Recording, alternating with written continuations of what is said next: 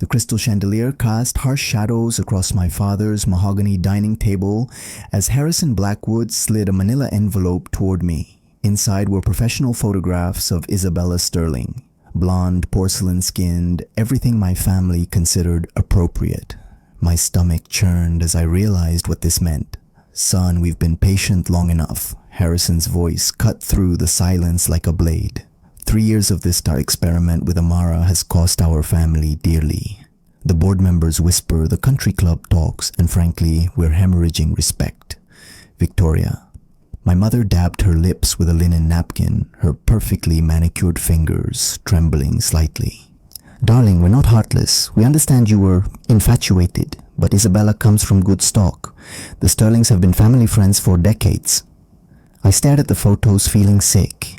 Isabella posed in riding attire at charity galas graduating from Yale. Everything orchestrated to show me what I was missing. My brother Theodore sat smugly across from me, nodding approval like the obedient puppet he'd always been. "You can't be serious?" I whispered, my voice barely audible. "Amara is my wife. I love her." Harrison's fist slammed the table, making the wine glasses jump. "Love?" He spat the word like poison. "You think love built this empire? You think love maintains our position in society? That woman is dragging our name through the mud with her background." The racist undertone hung heavy in the air. They never said it directly, but I knew. Amara's crime wasn't her middle-class upbringing or her career in tech. It was the color of her skin, the texture of her hair, the way she refused to shrink herself to fit their narrow definition of acceptable. "Here's what's going to happen." Harrison continued, his voice cold and calculated. "You're going to quietly separate from Amara. We'll handle the divorce paperwork, provide her with a generous settlement to keep things civil. Meanwhile, you'll begin courting Isabella properly. She's already agreed." My world tilted on its axis. They'd planned this down to the last detail, treating my marriage like a business merger gone wrong. The photographs felt like lead in my hands as the full scope of their betrayal sank in. Theodore finally spoke, his lawyer's voice measured and precise. "Derek, be practical. The family trust your position at the company, your inheritance. It all depends on making the right choice here. Don't let emotion cloud your judgment." As I sat there surrounded by my family's ultimatum, I wondered if Amara was upstairs in our bedroom, unaware that her world was about to implode. Little did I know she was about to hear every devastating word. What I didn't realize was that Amara had come downstairs for a glass of water, her bare feet silent on the marble stairs. She stood frozen in the hallway, her hand gripping the banister as my family's words carved into her heart like daggers. From my position at the table, I could see her reflection in the hallway mirror, her beautiful dark skin pale with shock, her eyes wide with the kind of pain that breaks something fundamental inside a person. She pressed her back against the wall, trembling as she absorbed every cruel syllable. "The woman is intelligent, I'll give her that," Victoria was saying, her voice dripping with condescension. "But intelligence isn't everything. She doesn't understand our world, Derek." At the Whitmore Gala last month, she actually challenged Senator Morrison about his education policies. In public, Harrison nodded grimly. And that incident at the tennis club, introducing herself to the board members' wives like she belonged there. The audacity was breathtaking. I watched Amara's reflection as tears began streaming down her cheeks. She'd been so proud that day, excited to meet people she thought were becoming part of her extended family. I'd been proud too, watching her brilliant mind engage with complex topics, her genuine warmth breaking through their icy facades. But to them, she was performing above her station. "The Sterling girl knows her place," Theodore added. "She'll host the right parties, support the right causes, bear children who look like they belong in our family portraits." That's when I saw Amara's face change in the mirror, the hurt transformed into something harder, more dangerous. Her tears stopped, her spine straightened, and her eyes narrowed with a focus I'd seen when she was debugging particularly complex code. She was analyzing, calculating, preparing. "Isabella's father has already agreed to merge his shipping company with our real estate holdings," Harrison continued. "It's a win-win situation. Derek gets a proper wife, and we expand our empire. I found my voice, though it came out strangled. "And what if I refuse?" The silence stretched like a taut wire. Then Harrison smiled, and it was the coldest expression I'd ever seen on his face. "Then you'll discover just how much of your life we actually control. Your job, your trust fund, your mortgage. Even that little tech startup Amara thinks she's joining next month." He paused, letting the implications sink in. "We have more influence than you realize, son." In the mirror, I watched my wife's hand fly to her mouth in horror. The startup opportunity she'd been so excited about, the one that would finally give her the independence she craved. They'd already sabotaged it. As she turned and crept back upstairs, I realized our enemies weren't strangers or competitors. They were sitting right across from me, wearing the faces of family. The next morning, Harrison cornered me in his study, brandy in hand, despite the early hour. The room reeked of leather and old money, every surface covered with photos of our family's conquests. Real estate deals, political connections, social victories. Now I saw them differently, evidence of a machine, designed to crush anyone who didn't fit their mold. "I can see you're struggling with this decision," he said, settling into his wingback chair, like a king on his throne. "So let me help you understand the full picture." He opened a thick folder and began spreading documents across his desk. Bank statements, employment records, credit reports, all bearing Amara's name. My blood ran cold as I recognized the systematic destruction they'd orchestrated. That promotion she was passed over for at Microsoft last year. My golf partner sits on their board. One phone call about cultural fit was all it took. Harrison's smile was predatory. The loan application she submitted for her own consulting firm mysteriously flagged for additional review that will take indefinitely. Each revelation hit like a physical blow. I thought about Amara's confusion and hurt when these setbacks occurred, how she'd blamed herself, wondered if she wasn't good enough. Meanwhile, my family had been pulling strings behind the scenes, ensuring her failure. The apartment she loved in downtown, the one that was suddenly no longer available. Harrison chuckled. "I own the building. Can't have my daughter-in-law living somewhere so urban." My hands clenched into fists. "You've been torturing her for 3 years. We've been protecting our investment," he corrected. "You're our son, Derek. Everything we've built will be yours someday. But only if you prove you can make decisions worthy of that inheritance." He pulled out another set of documents, financial records showing the true extent of the Blackwood empire, properties, investments, shell companies, offshore accounts. Numbers that made my head spin. "This isn't just about money," Harrison continued. "It's about legacy, about maintaining the natural order of things. People like Amara, they're not content to know their place. They push boundaries, challenge traditions, upset the delicate balance we've spent generations building." I thought about my wife's passion for equality in tech, her mentorship of young black girls in STEM, her refusal to code switch or diminish herself for anyone's comfort. Everything my family saw as threatening, I saw as magnificent. "The beautiful thing about the sterling arrangement," Harrison said, producing another photograph of Isabella, "is that it solves multiple problems simultaneously. Isabella understands her role, her family brings valuable business connections, and their children will look like they belong in our family." The casual racism in that last statement made me physically nauseous, but it also crystallized something for me. I was looking at monsters wearing familiar faces. "What you're describing isn't love," I said quietly. "It's a business transaction." Harrison's expression hardened. "Love is a luxury for people who don't have empires to maintain. You'll understand when you're older, when the weight of responsibility settles on your shoulders." As I stared at the evidence of their systematic cruelty, I realized Amara had been fighting a war I didn't even know was happening. But if I knew my wife, she wasn't planning to surrender. 2 days later, Isabella Sterling arrived at our estate like something out of a fairy tale. I watched from the second-floor window as her vintage Porsche purred up our circular driveway, every decal orchestrated for maximum impact. She emerged in a flowing sundress that caught the afternoon light perfectly, her blonde hair cascading over her shoulders in waves that must have taken hours to achieve. Victoria rushed out to greet her like a long-lost daughter, their embrace picture-perfect for the society pages. I felt sick watching the performance, especially knowing Amara was in our bedroom, supposedly packing for a business trip that I now suspected was another manipulation. Derek. Isabella's voice floated up from the foyer, honey sweet and practiced. Come down and say hello. Every instinct screamed at me to stay upstairs, to barricade myself in our room with Amara, and refuse to participate in this charade. But Harrison's threats hung over me like a sword, and I found myself walking down the marble staircase like a man approaching his execution. Isabella's smile was radiant as she glided toward me, her movements graceful and calculated. She'd been trained for this moment her entire life, the perfect debutante groomed to be some wealthy man's prize.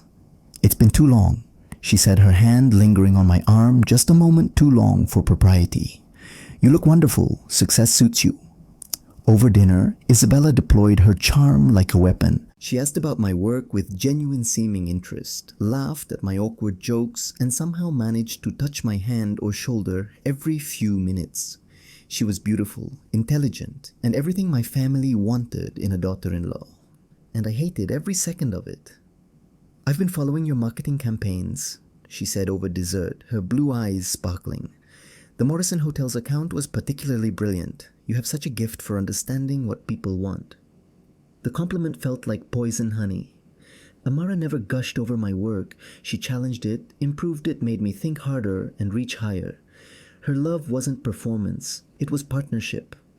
But Isabella was good at this game. When Victoria mentioned my upcoming transition, Isabella's face showed just the right amount of sympathy mixed with hope. When Harrison spoke about family legacy, she nodded with appropriate reverence. She was auditioning for the role of my wife, and she was nailing every scene. I know this situation is complicated, Isabella said quietly as we walked in the garden after dinner. But I want you to know I've always cared about you, Derek, even back when we were children. She moved closer, her perfume expensive and cloying. I understand if you need time. Transitions are never easy, but I'll be here when you're ready. For a terrifying moment, I almost bought into it. The fairy tale, the simple solution, the path of least resistance. Isabella was offering me everything my family wanted, wrapped in blonde hair and blue eyes, and the promise of a life without conflict. Then I thought about Amara upstairs, probably crying over the systematic destruction of her dreams, and shame burned through me like acid. My wife wasn't just fighting for our marriage, she was fighting for her right to exist in spaces that people like my family had declared off limits.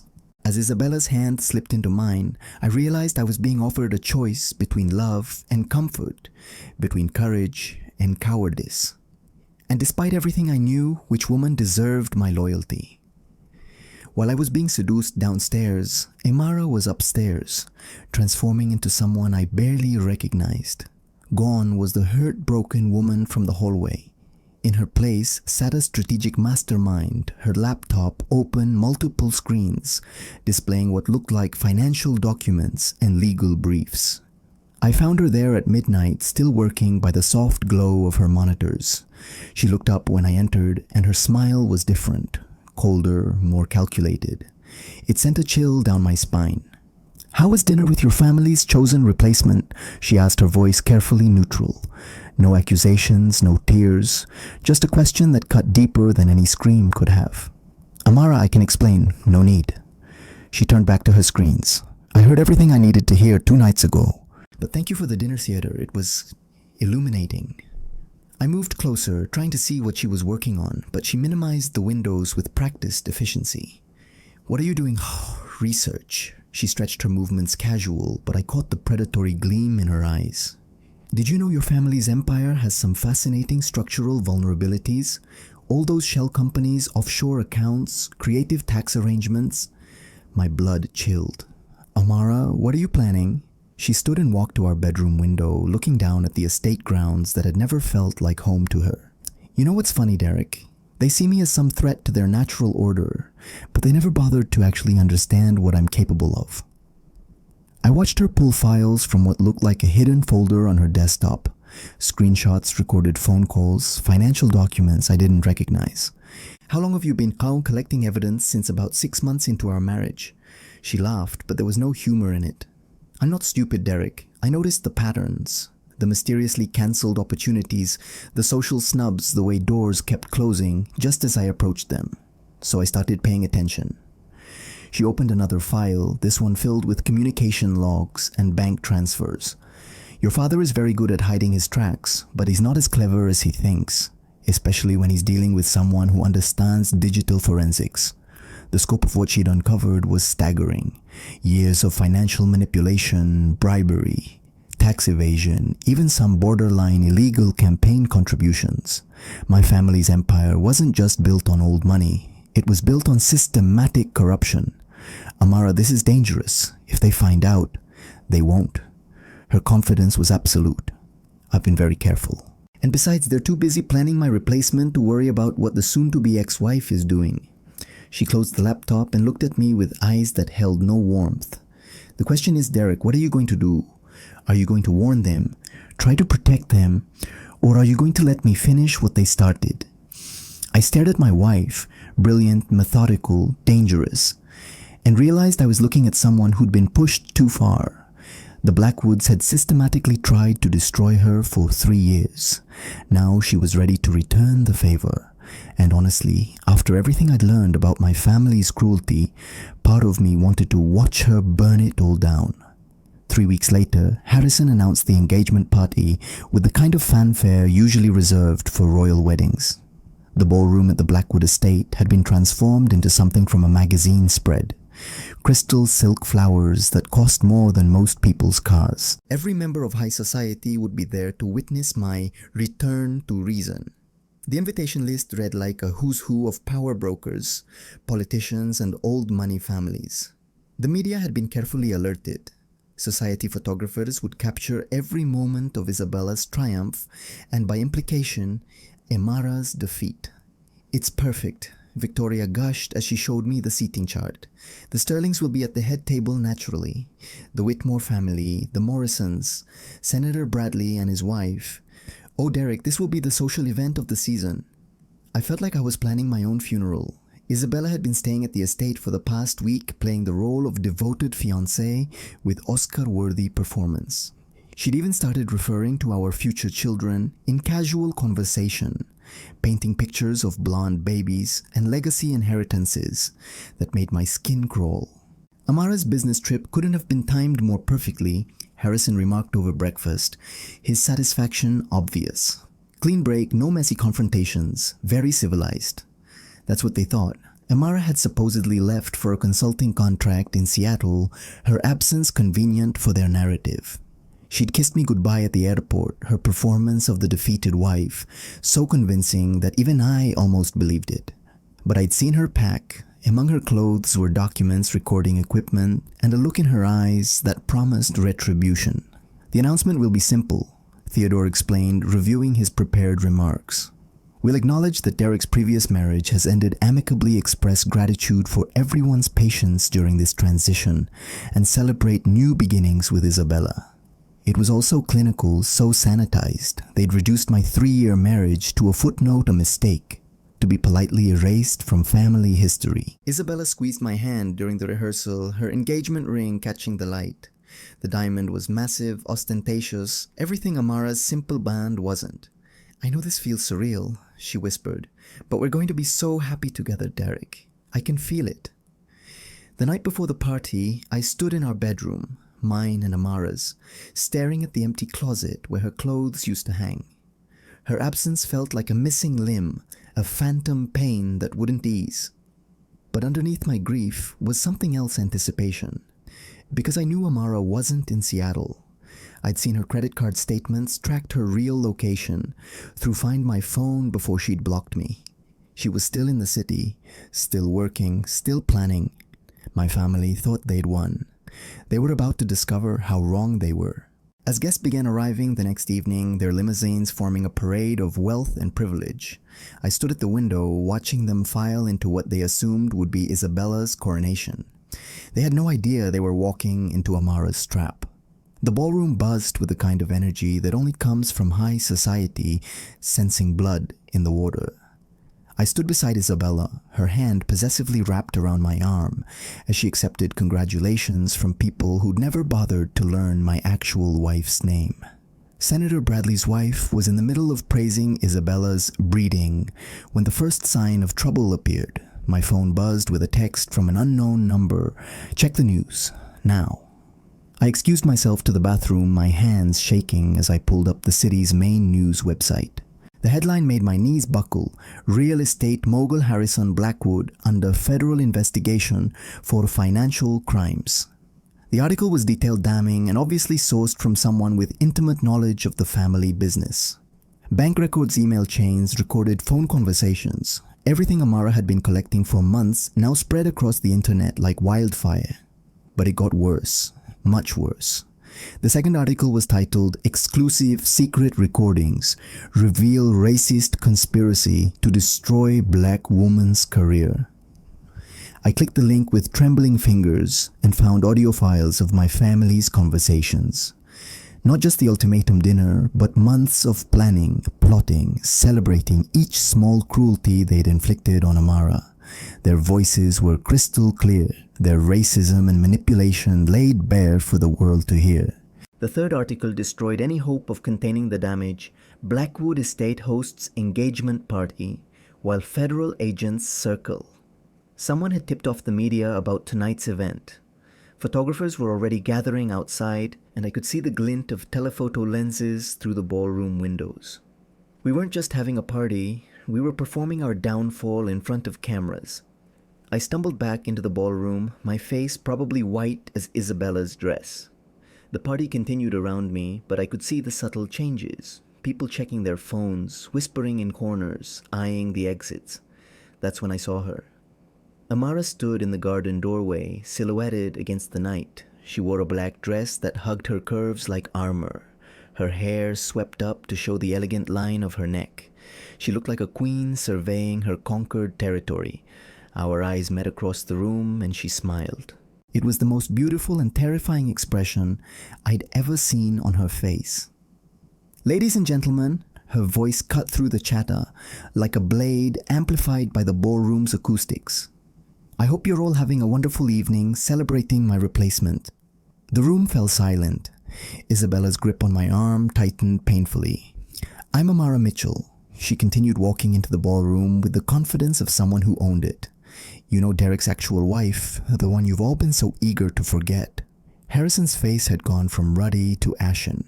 Victoria looked like she might faint. Theodore was frantically typing on his phone, probably calling lawyers. But Amara wasn't finished. Behind her, men in dark suits were filing into the ballroom, their badges glinting under the chandeliers. "Oh," she said, her smile widening. "I brought some friends." The FBI agents moved through the ballroom like sharks through a cocktail party, their presence transforming the elegant gathering into something from a crime thriller. Special Agent Martinez, a serious woman in her 40s, approached Harrison with an arrest warrant that she read in a voice that carried across the suddenly silent room.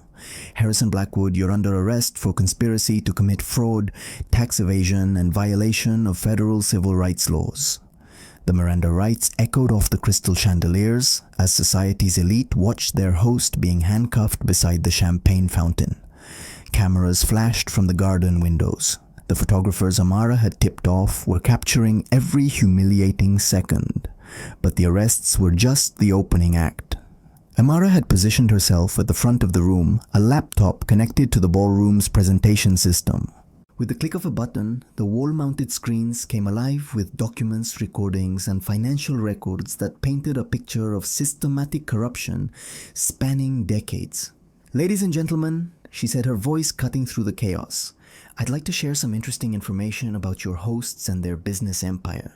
The first document showed the real estate deals that had made Harrison's fortune, purchased through bribes, secured through intimidation, profited from through illegal discrimination. Names appeared on the screen, many belonging to people in this very room who'd been complicit in the schemes.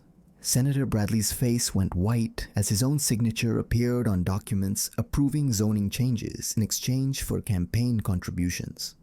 The Morrison family patriarch clutched his chest as evidence of their money laundering operation filled the screen. "This is particularly interesting. Amara continued clicking to the next presentation slide. A detailed breakdown of how the Blackwood family systematically destroyed careers and opportunities for anyone they deemed undesirable. My name appeared on the screen next to a list of my wife's sabotaged opportunities. Every job rejection, every loan denial, every door that had mysteriously closed, all traced back to phone calls and meetings orchestrated by my family. Isabella had released my arm and was backing toward the exit, her face a mask of horror. The Sterling family's own financial irregularities were being displayed for everyone to see, their reputation crumbling in real time. The beautiful thing about digital evidence, Amara said, her voice calm despite the chaos around her, is how difficult it is to destroy. Every email, every bank transfer, every recorded conversation, it all leaves traces for someone who knows where to look. Theodore was being read his rights near the champagne table, his lawyer's training apparently useless against the mountain of evidence Amara had compiled. Victoria sobbed as agents escorted her past the society photographers who'd come to capture Isabella's triumph. But this isn't just about financial crimes. Amara continued, her eyes finding mine across the room. This is about a family that thought they could destroy someone's life because they didn't like the color of her skin. The final presentation slide was devastating, a timeline of the family's racist conspiracy, complete with audio recordings of their most vicious conversations. Harrison's voice filled the ballroom, speaking the words that would end their empire. People like her need to know their place.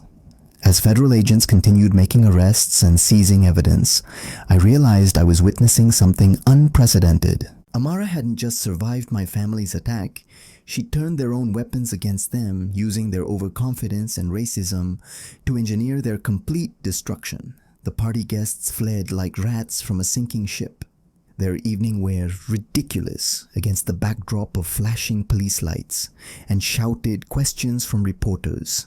And through it all, Amara stood calm and composed, finally free to be exactly who she'd always been, brilliant, powerful, and absolutely unstoppable.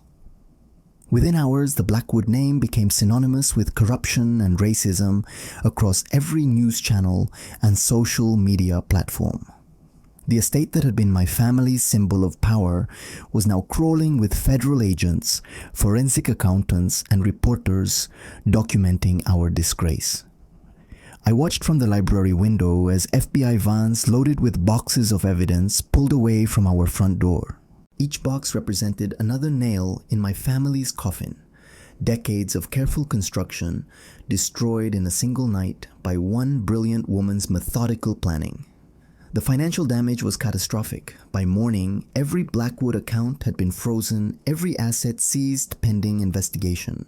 The real estate empire that Harrison had spent his life building was being dismantled piece by piece, its corruption exposed like a tumor, cut open for examination. Theodore's law practice collapsed overnight when his own clients discovered his involvement in the family's schemes. Partners fled, cases were dismissed, and the Bar Association launched an ethics investigation that would end his career. The golden child who'd always done everything right was being perp-walked across every newspaper in the country. Victoria's precious social standing evaporated like morning mist. The charity boards that had once courted her favor now scrambled to distance themselves from the Blackwood name. Her invitation to the Metropolitan Museum Gala was rescinded via email, followed by similar rejections from every organization she'd once considered beneath her notice. But the personal destruction was even more devastating than the financial ruin. The recordings Amara had captured revealed my family's private conversations in all their ugly detail. Harrison's casual racism, Victoria's vicious gossip, Theodore's complicity in destroying innocent people's careers. It was all there preserved in digital amber for the world to judge. The society friends who'd attended last night's party were now claiming they'd always been uncomfortable with the family's attitudes. Politicians who'd gladly accepted Blackwood money were announcing investigations into their own campaigns. Everyone who'd once orbited our wealth was fleeing like they'd been contaminated. I found Amara in her old office, the one my family had tried to minimize and marginalize. She was packing the last of her personal items, preparing to leave the house that had never been her home. The federal prosecutor called, she said without looking up. They want me to testify at the trials. Apparently I'm their star witness. Amara, I started, but she held up a hand to stop me. The house will be seized next week, she continued, along with your trust fund, your company stock, and basically everything else with the Blackwood name on it. You might want to find somewhere else to stay.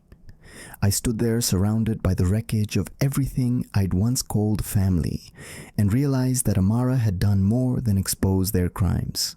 She'd freed me from a legacy I'd never wanted from people who'd used love as a weapon and family as a cage. I'm sorry I said the words inadequate but necessary. For all of it. For not protecting you, for not seeing what they were doing for Duna y Derek. She finally looked at me and her expression was softer than I'd expected. You were raised by monsters. It's not your fault that it took you this long to see their true nature. But as she walked toward the door, suitcase in hand, I wondered if forgiveness would ever be enough to bridge the damage my family had done. Isabella's transformation from innocent debutante to calculating opportunist happened faster than I would have thought possible.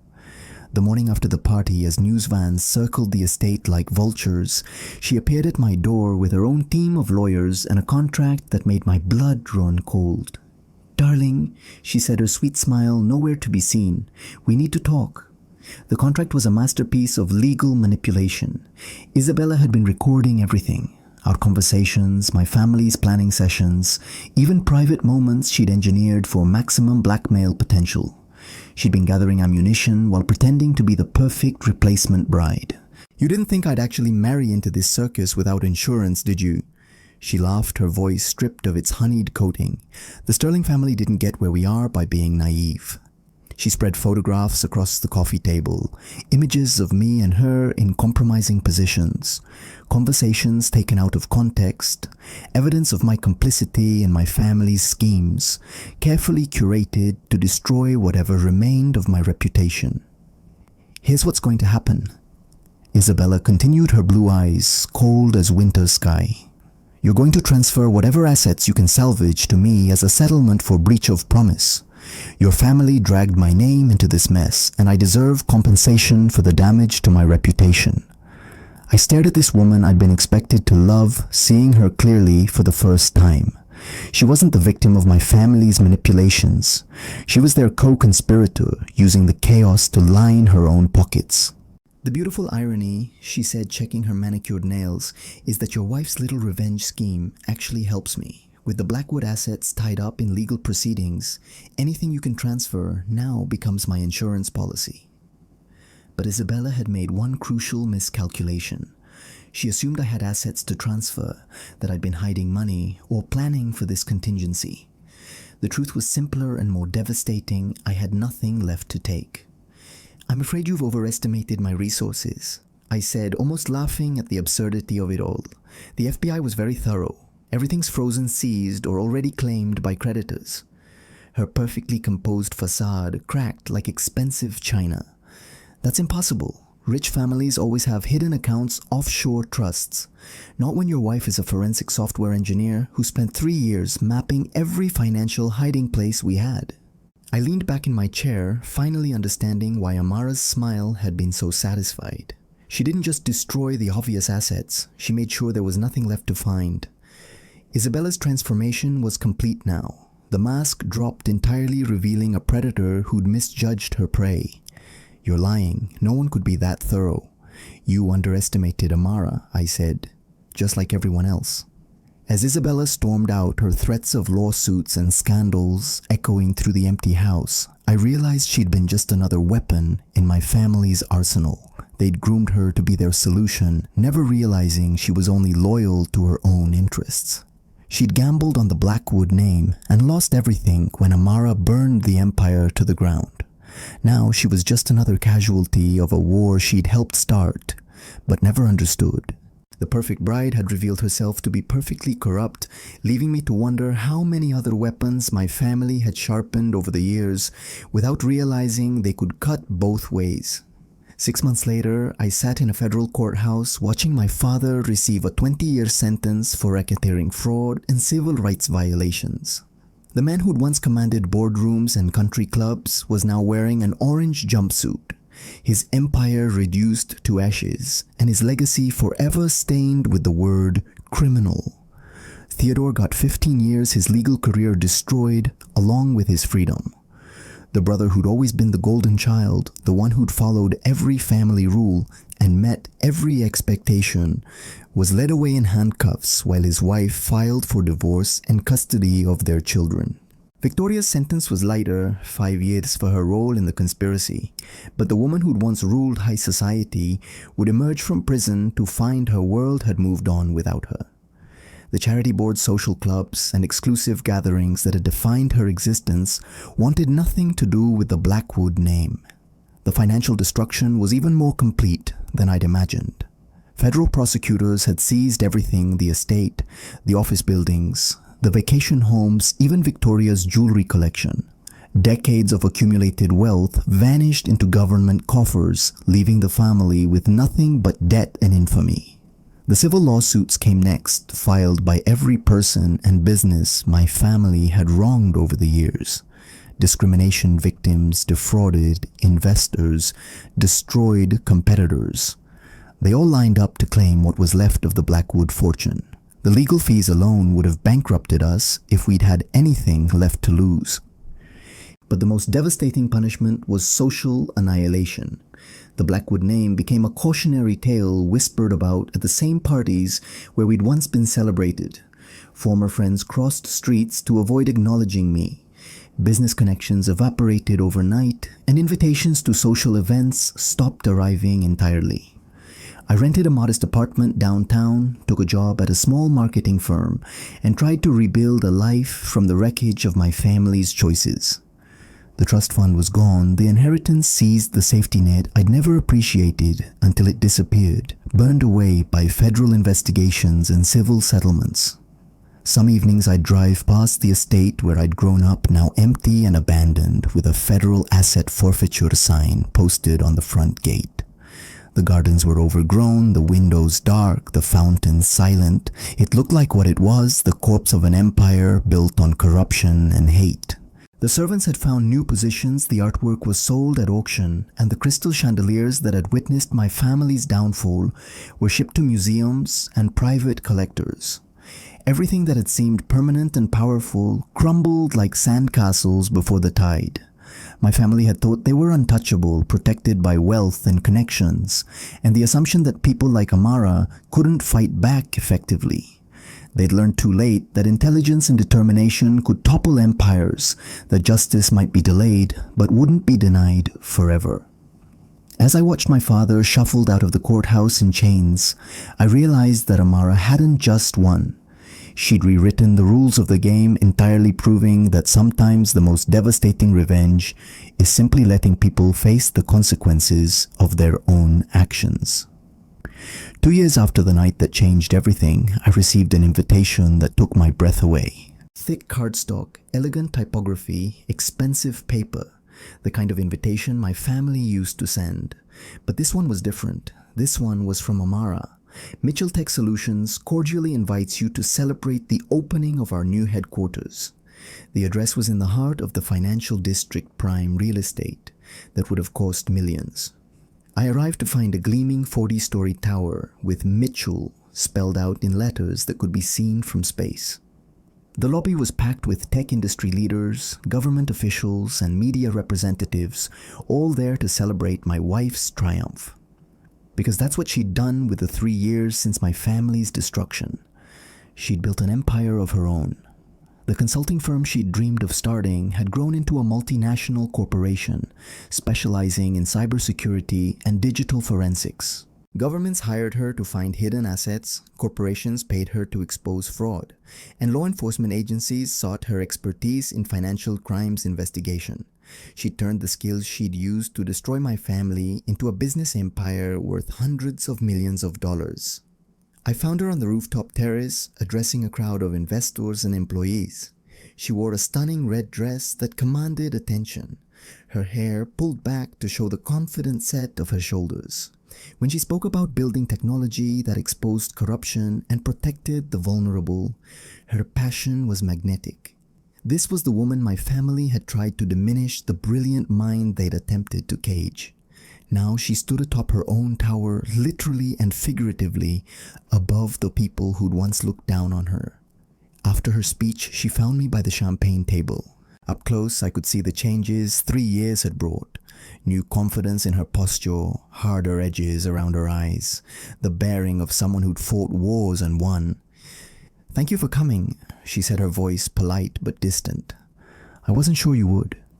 I wouldn't have missed it." I gestured at the celebration around us, at the empire she'd built from nothing. "This is incredible, Amara. You did all this." She smiled, but it didn't reach her eyes. "I had excellent motivation. Turns out being systemically destroyed by racist millionaires is quite the career catalyst." We stood there in awkward silence, two people who'd once shared everything, now separated by the wreckage of what my family had done. I wanted to apologize again, to somehow bridge the gap between us, but the words felt inadequate. "I divorced you," she said quietly, "while you were dealing with your family's trials. The papers were served to your apartment." I nodded. I'd signed them without contest, without lawyers, without trying to claim any part of her success. It was the least I could do after everything. "I kept the Mitchell name," she continued. "It felt right, like reclaiming something that was mine." "You've accomplished everything you dreamed of," I said, "and more." "Have I?" She looked out over the city lights, her expression unreadable. "I destroyed your family, built a fortune, proved everyone wrong about what I was capable of. But you know what the strangest part is?" I waited. "It doesn't feel like victory," she said. "It feels like survival. Like I spent 3 years in fight or flight mode, and now I don't know how to stop fighting." For a moment, I saw a glimpse of the woman I'd fallen in love with, vulnerable beneath the armor, human despite her superhuman achievements. Then the moment passed, and she was the CEO again. The conqueror, the woman who'd brought down an empire with nothing but intelligence and determination. "I should go," I said. "Congratulations, Amara. You deserve all of this." As I walked toward the elevators, she called my name one last time. "Derek." I turned back. "I hope you find peace. Real peace, not the kind your family was selling." I nodded and left her there, queen of her own creation, having won everything except the one thing she'd started with. A husband who'd loved her enough to protect her from his own family. But maybe that was the most devastating victory of all, proving she'd never needed protection in the first place. She'd been strong enough to save herself and destroy anyone who threatened her along the way. The elevator doors closed on the sound of celebration, and I descended from Amara's tower, knowing I'd witnessed something remarkable. Not just revenge, but transformation. She hadn't just gotten even with my family. She'd become someone they could never touch, never diminish, never defeat. In the end, that was her ultimate victory. She'd become exactly who she was meant to be, while they'd become exactly what they had always been. Nothing at all.